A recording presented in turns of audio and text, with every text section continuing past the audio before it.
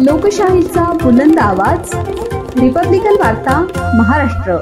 यवतमाळच्या केळापूर तालुक्यातील पाटणबोरी येथील पाटण मुकुंटपण चंद्रपूर जाणारा रस्ता 1 किलोमीटर रस्ता गेल्या 2 वर्षापासून जीवघेणा खड्डेमय होता।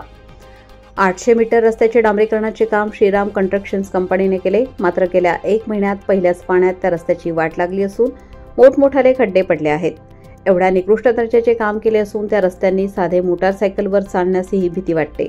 हा मार्ग मुकुंटबन वणी चंद्रपूर चालत असून या मार्गावर मुकुटबन येथील बिर्ला कंपनीचे ओव्हरलोडिंग गाड्या चालत असतात।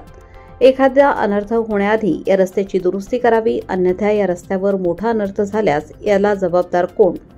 रस्त्याचे काम करणारे ठेकेदार की बांधकाम विभाग जबाबदार राहतील, असा प्रश्न जनता करत आहे। कारण या मार्गांवर आदिलाबादवरून जाणारे ट्रक हे पाटणबोरी मार्गे चंद्रपूरकडे जातात। कारण भोरज जवळील पूल खचल्याने या मार्गावर मोठे वाहने चालत असतात आणि रस्ता एवढा खराब खड्डेमय झाला आहे की अपघात टाळता येत नाही।